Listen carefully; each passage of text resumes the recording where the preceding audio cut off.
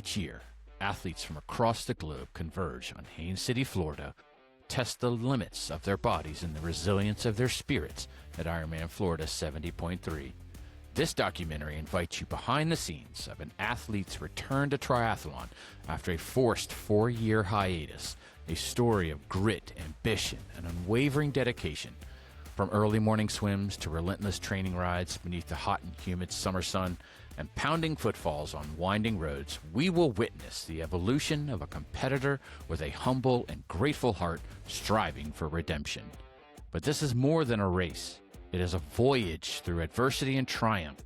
Through moments of doubt and bursts of inspiration, there will be setbacks and surprises, victories large and small, and the discovery of the true meaning of perseverance.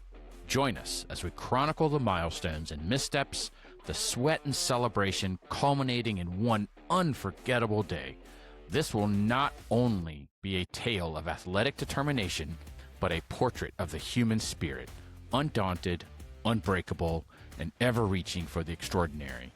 Welcome to Ironman Florida 70.3, an endurance athlete's journey.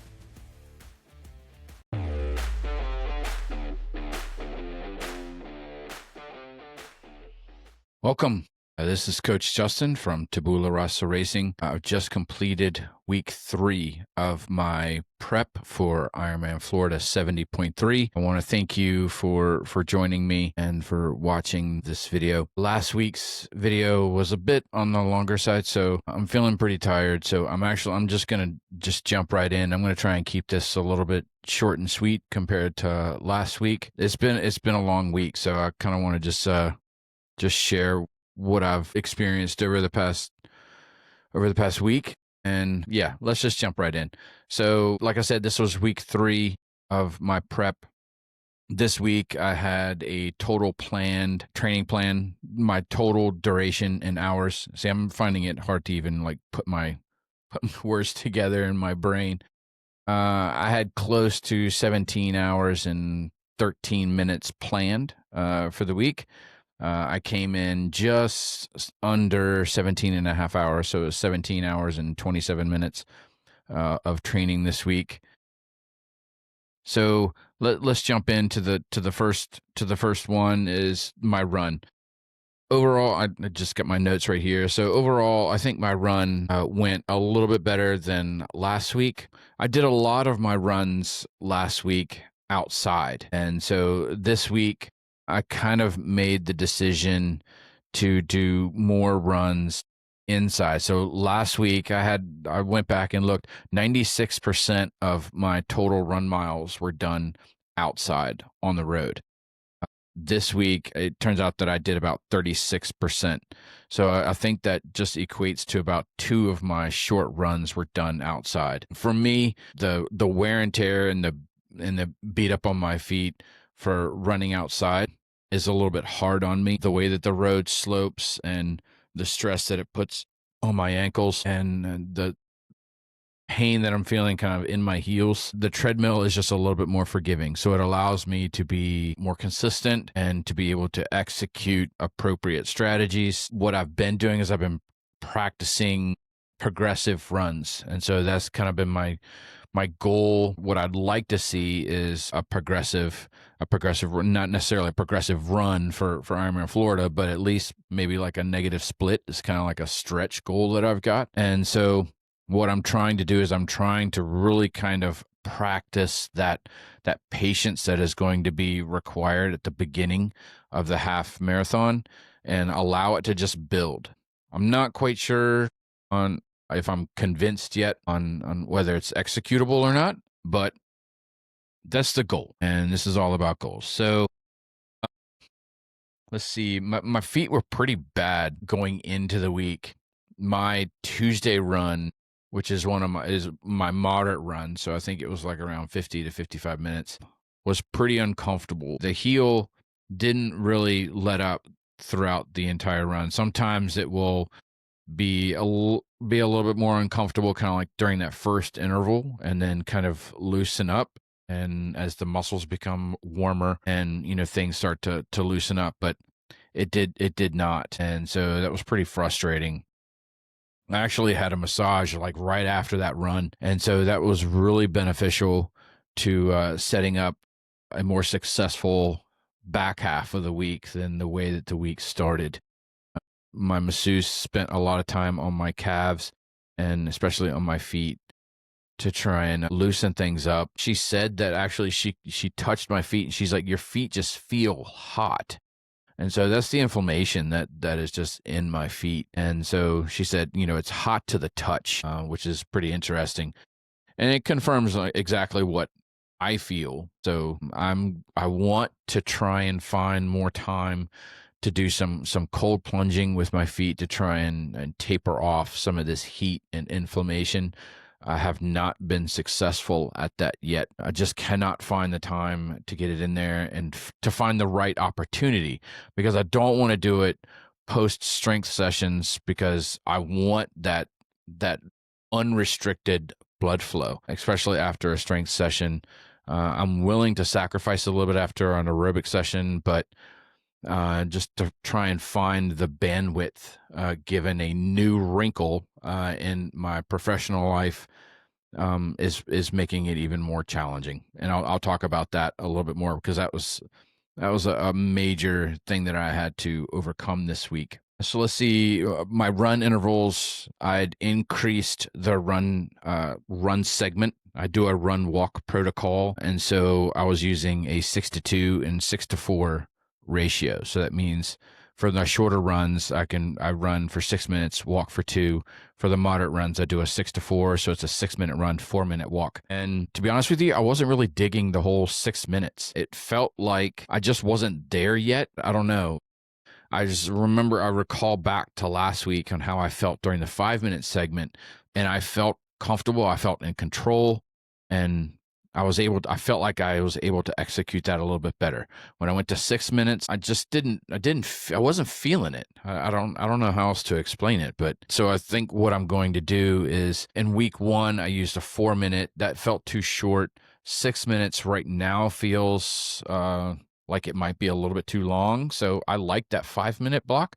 And so next week, I'm actually going to go back to the 5 and play around with this a little bit more, and alter the walking intervals to accommodate. So that's my plan. And what I'm still trying to do is I'm trying to find the optimal combination of run and walk interval to execute on race day. I'm pretty sure that I'm going to have to rely on a run walk protocol for race day to execute my half marathon. But so I'm still searching for what that's going to be. I actually have another half marathon that's in this training plan that was my original plan this year, was to run the Richmond half marathon this November. And when the opportunity to race Ironman Florida came up, I was just like, okay, well, the Richmond half marathon is no longer an A race for me. I'm actually going to use it as kind of like a testing ground to test my execution strategy for Florida. That's still up in the air. There's still a lot of time to cover, a lot of miles and a lot of hours to put in for training. So I'm going to make that call as I get deeper into it and closer to race day for the Richmond half, and see. What I would really like to do is to take that half marathon and really kind of test out the execution strategy that I'm going to use and see how it goes, knowing full well that I didn't swim and bike right before that, but at least it would give me some idea on how it could potentially feel and whether I need to make adjustments to the strategy or not. So like I said, next week I'm going to go back to a 5-minute interval. I'm really finding it hard mentally to go back to the 5, because really what I would like to do is to go 4, 5, 6, 7 and see some progression of improvement. But that isn't necessarily what always happens. And so I have to be okay with that. It's hard, and it's a little bit of a humble pie that I feel like I should eat, but this is just, it's the responsible thing to do. And I'm taking off my athlete hat and I'm putting on my coach's hat for that decision, and we'll see how it works out. Next week will be a good indication on whether the 5 is good or not, and then maybe I'll go back up to 6 and see if I've built any kind of adaptation where the 6 may feel a little bit better now. Who knows? So we'll jump off that bridge when we get to it. So overall, I think my run was fine. I got in about 16.8 miles for weekly volume. I know that that's not a lot, but I knew that going in, and I'm fine with it. So let's go on to the bike. This is my, like I said I've referred to this as my bread and butter, my plan. I love the bike, and so this is where I'm deciding to put most of my focus on and purposefully overtrain on the bike because I have to undertrain on the run. But I had a nice mix of intensity and strength during the week workouts.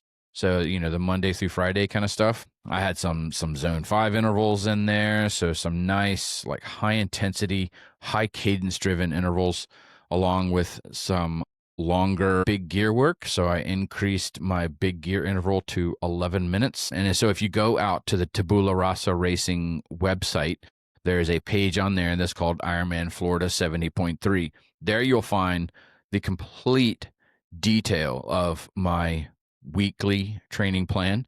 There'll also be a downloadable PDF at the bottom of the page that you can download those pictures as well. And it gives you the step-by-step, all details of the workout that I executed throughout the week. And so I increased that strength interval to 11 minutes, handled it well, loved it. Nice, decent high cadence. Even with the low cadence work, I'm still targeting between 50 to 55 RPM, and I'm still kind of hitting, in the upper half of that range. So I'm really pleased on that. Let's jump to Saturday's long ride. That saw a bump up of 15 minutes. So now I'm at 3.5 hours for my long ride on Saturday. It went well, surprisingly well. It went better than I expected. I effectively rode the same course that I rode in week 1, where I overbiked and paid the price. This time I rode the same route, and I think it was close to about the same time, and I felt stronger. I felt much better coming off of the bike. I don't know, maybe it was cooler weather or just, increased fitness. It's kind of hard to say that it would be increased fitness over just 3 weeks of training. So, but it felt good. I will say going out, because it's usually an out and back. So I start like around 4 Mile Creek trailhead, which is outside of Verina, Virginia, and I ride into basically close to Williamsburg, Virginia. So it's about 30 some miles back down, and then I just turn right around and come back. So it's an out and back. My foot was pretty uncomfortable going out. I ran before I got on the bike, so I did one of my short runs before the bike and then made that transition onto the bike and then head out. My heel was pretty uncomfortable, and when I got to the halfway point, I got off the bike, took my shoe off, did some massaging of my calf, and kind of like rubbed on my feet a little bit and put some high pressure on some of those sensitive areas to try and break things up a little bit. And I feel like it worked. Actually, the second half of the ride was much better than the first half of the ride. And I wasn't on the struggle bus like I have been these past few rides. So I feel like I executed this ride really, really well. I went back and looked at my power. Usually what I've been seeing is, so last week I purposefully rode a little bit easier. So my average power was in the zone 2 range, but my normalized power was in zone 3. So let me explain a little bit for those of you that may not know what is the distinction between, or the difference between, average power and normalized power. So power in itself is just a measure of force that you're putting on the pedals. It is a great way to determine the amount of work that you're doing. Sometimes using heart rate as a barometer for how hard you're working can provide you some biased results, because there's a lot of things that influence heart rate. The environment that you're living in, that you're training in. So difference between hot day and cold day could be a big change in heart rate. Doesn't necessarily mean that you're fitter or stronger. Dehydration levels, sleep quality, nutrition, all kinds of things can influence heart rate.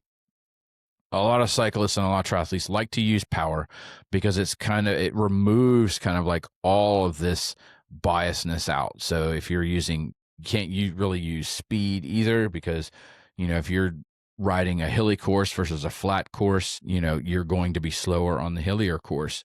Doesn't mean that you're less fit because your speed is lower. It just means that you had to work harder. So power is a way to determine, how hard that you're working. I have 5 zones, so zone 1 through zone 5. I set it up in Training Peaks. You can find out what your functional threshold, your FTP is, and then that is used to allocate and define what your zones are. So average power is just that. It's the amount of power that you put in or that you got out of the ride. Normalized power is a way to measure the peaks of your power. So if you're spiking your power up, because you're climbing hills or whatever, and you're just changing cadence and you're just not riding very efficiently, your normalized power is going to be a lot higher than your average power. So the speed that you generate is derived from average power. So the higher your average power is, the faster you go. Normalized power is the physiological toll that is put on your body for the work that you're doing. So when you have a large spread between your average power and normalized power, let's say that your normalized power is higher than your average, so the physiological toll on your body is higher than the results that you're getting out.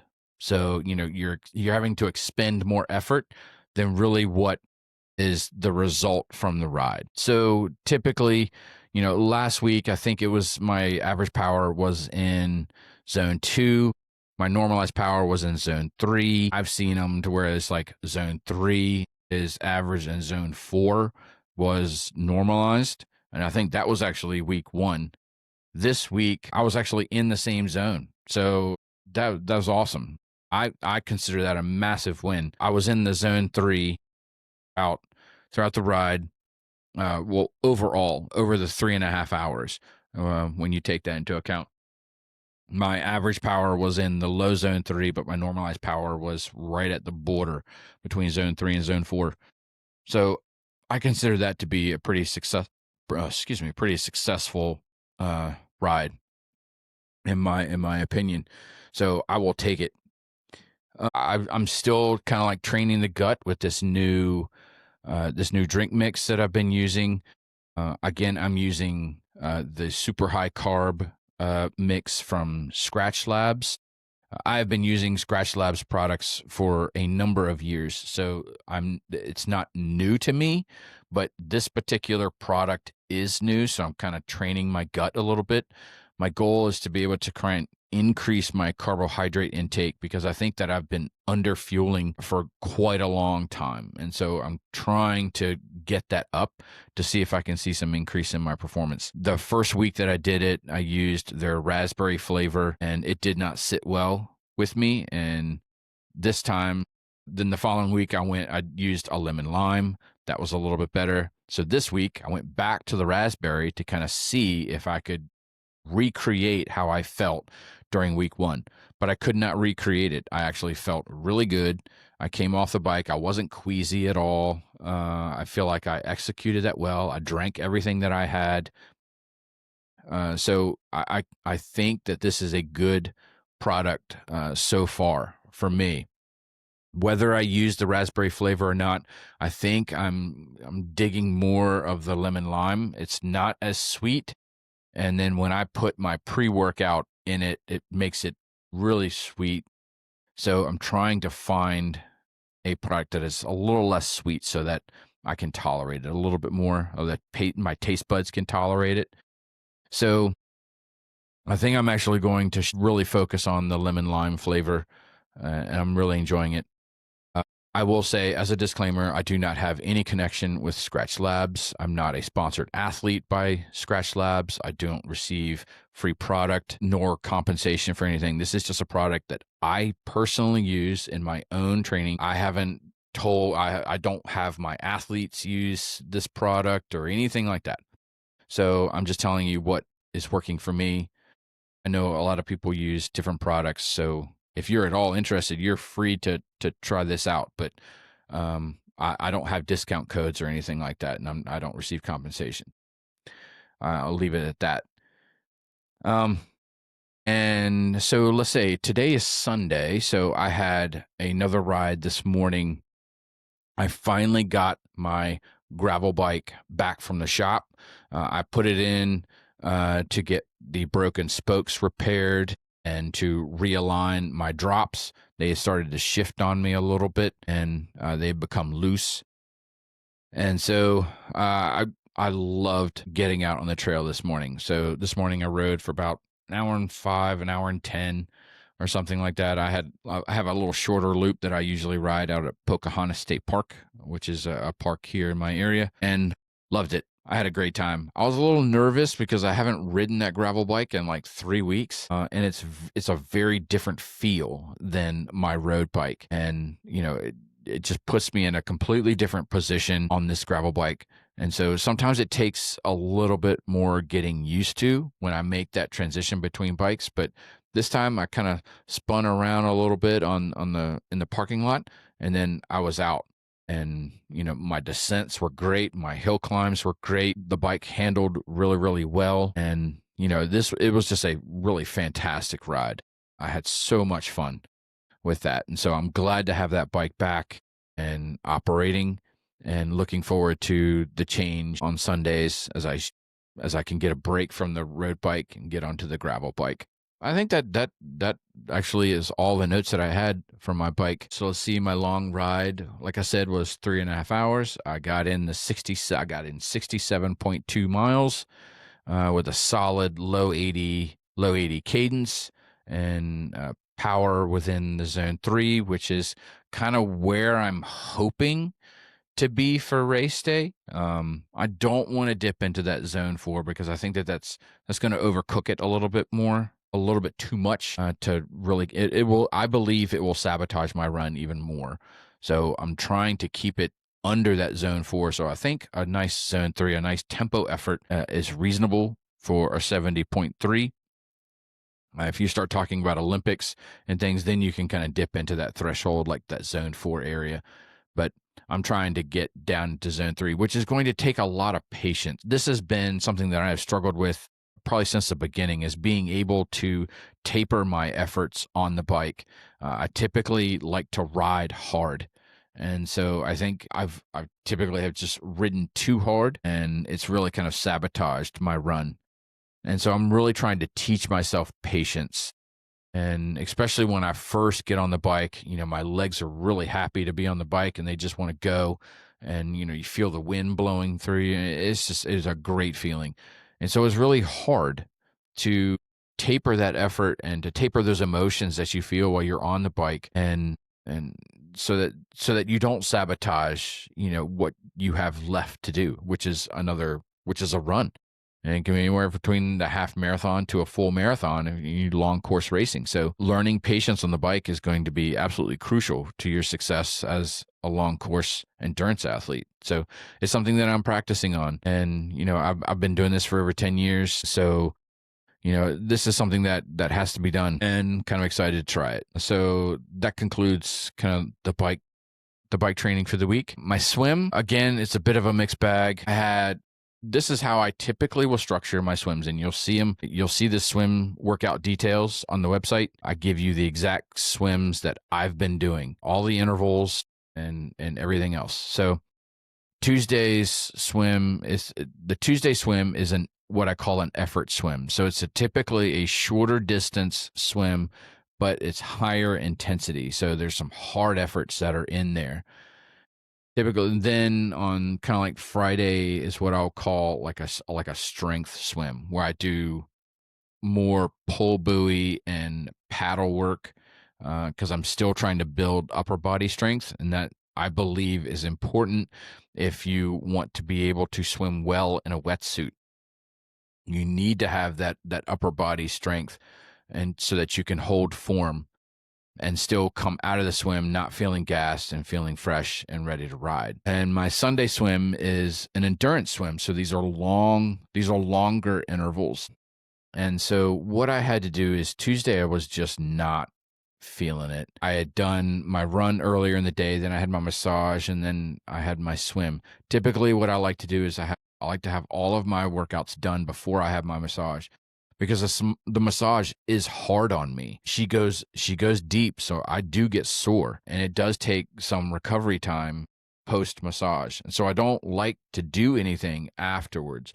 But because of scheduling and the way that my schedule, it just wasn't possible to get it all in. So I had to save the swim for the evening, which was pretty frustrating. And I just was not feeling it.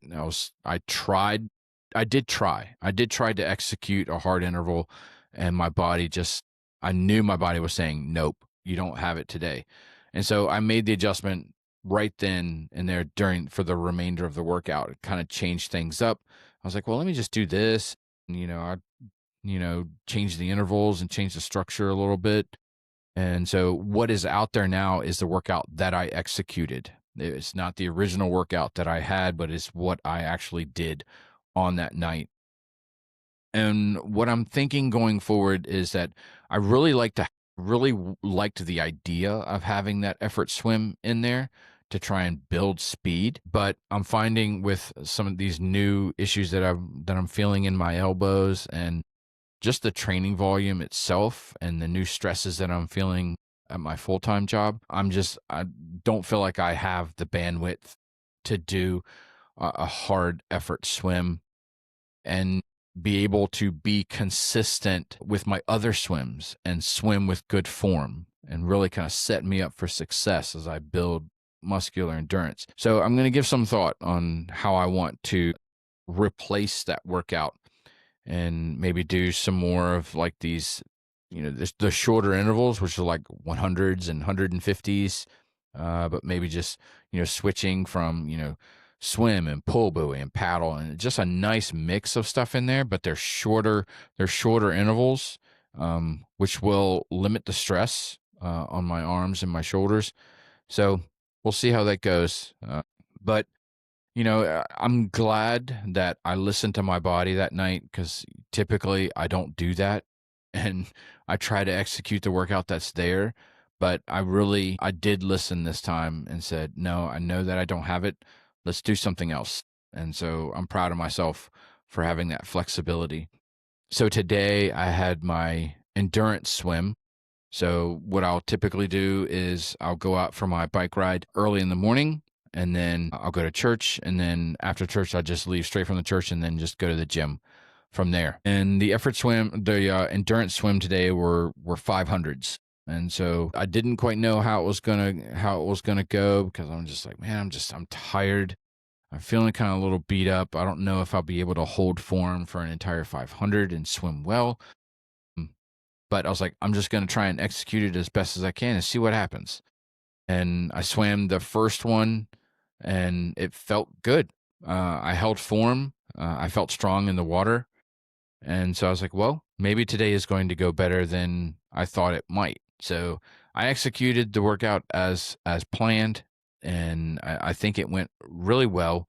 So it was a big boost of confidence that I was able to execute that and know that I can progress next week. My Friday swim was a little bit on the challenging side, not necessarily because of the kind of workout that I gave myself, but because I was feeling really, really tired. I did not get enough sleep the night before. And, I've been dealing with my full-time job. And so the stress is like really, really ramped up now. And so I just was not featuring it. I actually had run into some athletes that I had worked with for a race early in the morning when I did my run on the treadmill and saw them in the pool, and I went and chatted with them for a little bit, and it was nice to see them. And so when I when I got to the pool in the evening, I was like, it's my turn now to hit the pool. I'm so tired. I just want to go home and go to bed.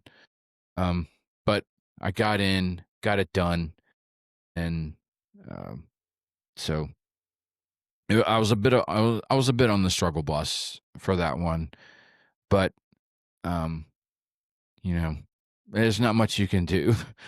You're going to be tired, and there are decisions that we make that may not be optimal throughout the training process. It could be, I had a little bit of a later night than what I should have, but that's all hindsight. You don't really know it until you've done it, and now you're in the situation. You're like, okay, well, now this is the situation that I'm in. How am I going to adapt?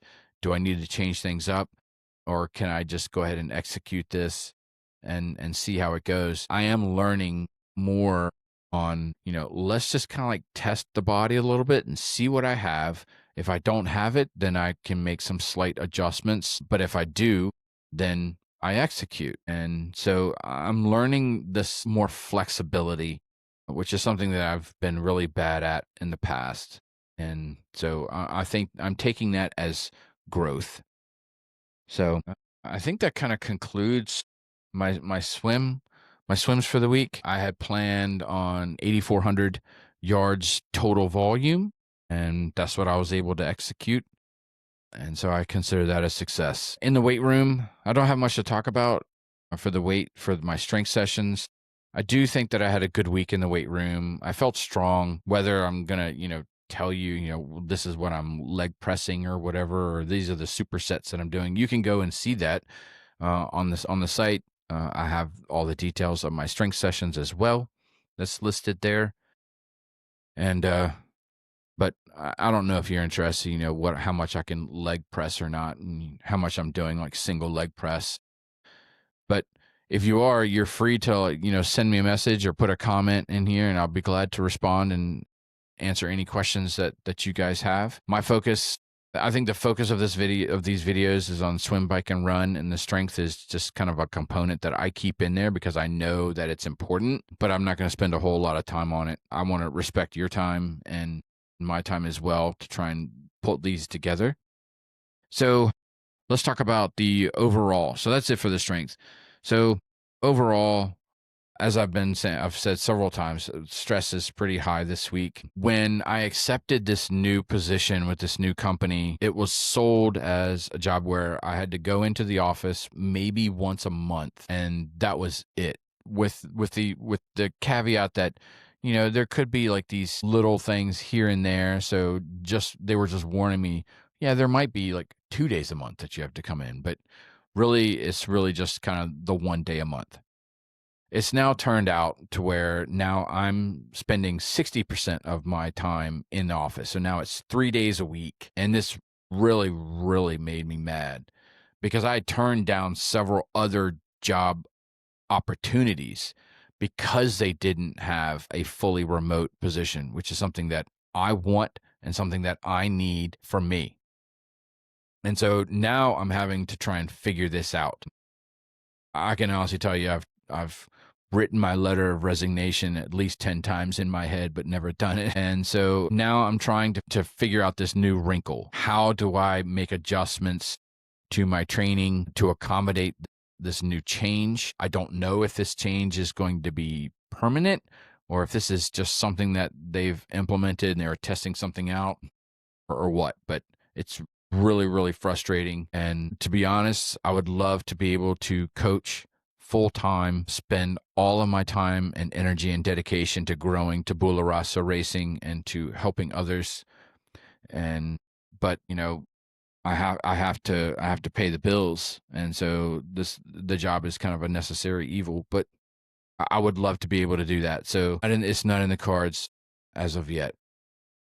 But I have done a lot of asking God this week. It's like, what are you trying to teach me in this situation now? Are you trying to teach me to be flexible and to not be as rigid and just kind of, be a little bit more gracious, patient? Or are you trying to get to the point where I'm now so uncomfortable and so, I don't want to say angry, but I am angry of this new change and the way that it's complicating my life, not just outside of training, but every other aspect of my life, is complicated now by this pretty big, massive change. And so, is God trying to put me in a situation where I have to trust him with my finances and just say, you know what? if this is what I want to do and I feel led that I'm supposed to be a coach and this is what I'm passionate about and this is what I love, then I have to pull the trigger and just go with it. And I know the Lord will provide what I need when I need it. It may not be on my timetable and when I feel like I need it, but he'll provide it when it's needed. So, but I'm still not quite sure on like what I'm trying to be taught. I do feel that ever since I've started being more open with my faith, whether it be on the podcast or in these videos, I do feel, a little bit more of a, I don't want to say like a spiritual attack. Things have really kind of like ramped up and something just feels way off. And I've done this a lot. So this training for 70.3 is not something that's new to me. And it's not that I didn't know what to expect, but there's a lot of other aspects in my life that seem to be kind of like upheaval. It just feels uneasy or uncomfortable. And so I'm not quite sure what's going on. And if you are a person of faith, usually if you start to express that faith, then you kind of put a target on your back and, not just to your fellow man, but, to other things as well.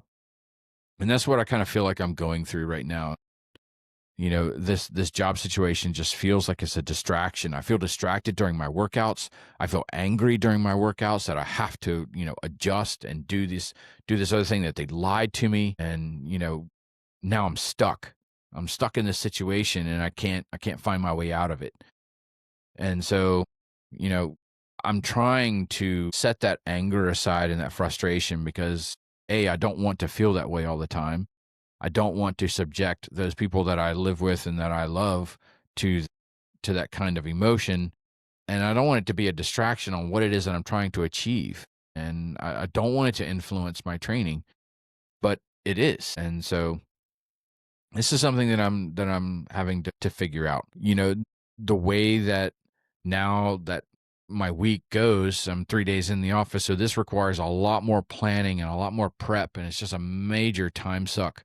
In terms of like making sure that I've got all my bags packed, all my food is packed because I'm like packing breakfast and lunch and snacks and everything else that I have to eat in order to fuel my workouts.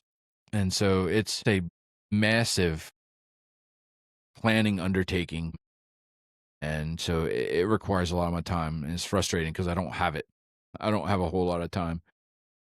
So I think that kind of describes kind of like what my overall week felt like, some of the emotions that I'm kind of dealing with and distractions and frustrations and how that flows into training and the other aspects of my life.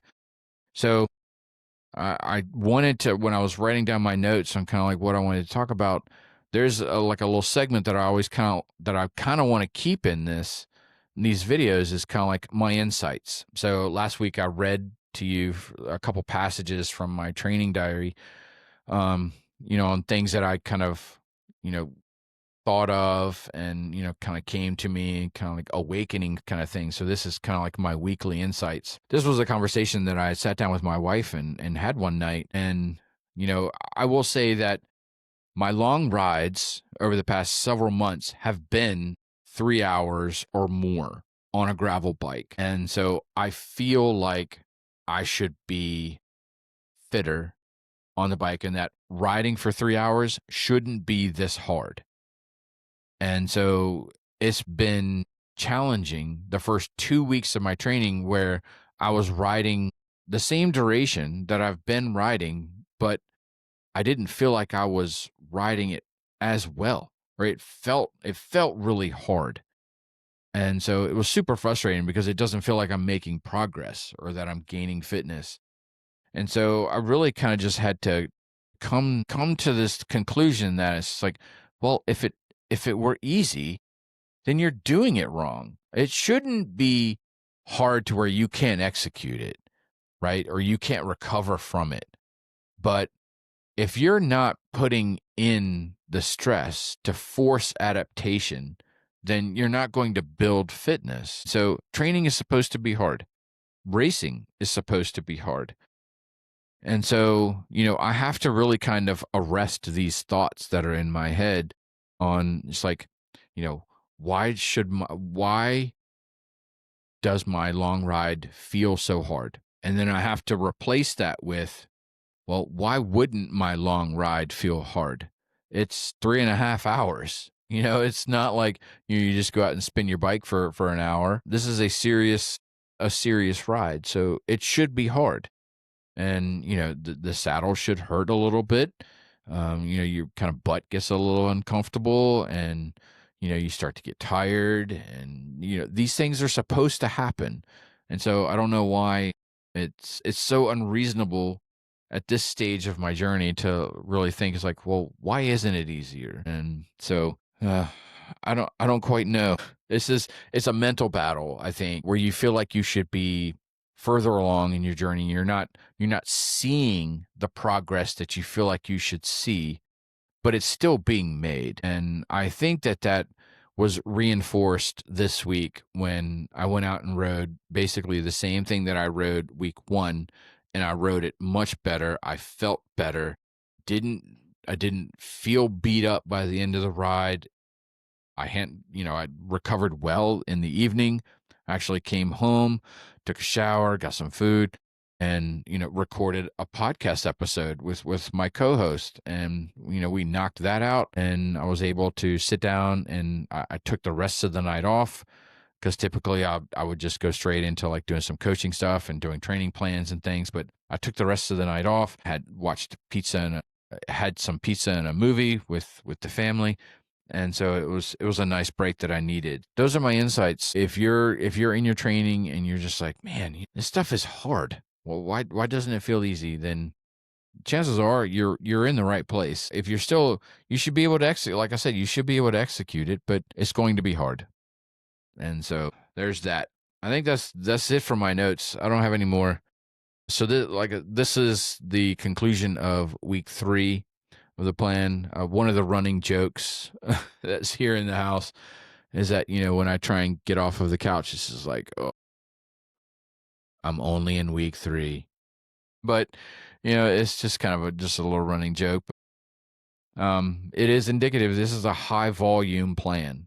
At week 3, I'm already throwing in like 17 hours. This is probably the most volume that I put in for this distance of a race. I'd have to like look through my training log and see kind of like what my normal volume is if I were to exclude the strength part out, and kind of see what my volume would look like in just like the 3 primaries, swim, bike, and run, and kind of compare that to what I'm doing now. What I'm thinking is that if I got 17 hours and about 3.5 hours of that is strength. So really I'm kind of putting in like 14 hours of aerobic work. And maybe that's something that I'll take a little note and I'll write up, how much volume that I've done before, and compare it to what I'm doing now. Maybe that'll shed some light as to why I'm kind of feeling the way that I'm feeling. I'm feeling a little tired, run down. I know sleep is a constant struggle for me, trying to be able to get to bed early enough, because I get up in the morning, I do computer stuff, and I'm sitting here like looking over athlete comments and, doing stuff that I need to get done before a workout. Then I go and work out, then I go and work, and then I have an evening workout, and then I come home, make some warm up my food, and then I sit right back at the desk and I'm doing evening stuff, so at the computer doing more coaching and doing more business stuff. So it's effectively like an 80-hour week for me. And so this is a learning experience, so I'm going to roll with it and see how it goes. So this is the end of week 3. I'm starting to get really tired, and it's only 9:00. So I'm going to wrap this up. And thank you guys so much for joining me and for watching this video. If you have any questions, feel free to post them in the comments or send me a message through the website. I'd love to hear from anybody. It's perfectly fine. I'd answer any questions that you guys have. I made this decision to be completely open and transparent and vulnerable in this series. So ask away. I'm happy to answer. Again, so thank you. So this is the end of week 3, on to week 4. of my prep for Ironman Florida 70.3. And I will see you guys next week. All right. Thanks a lot. Have a good night. Grab my mouse here. See ya.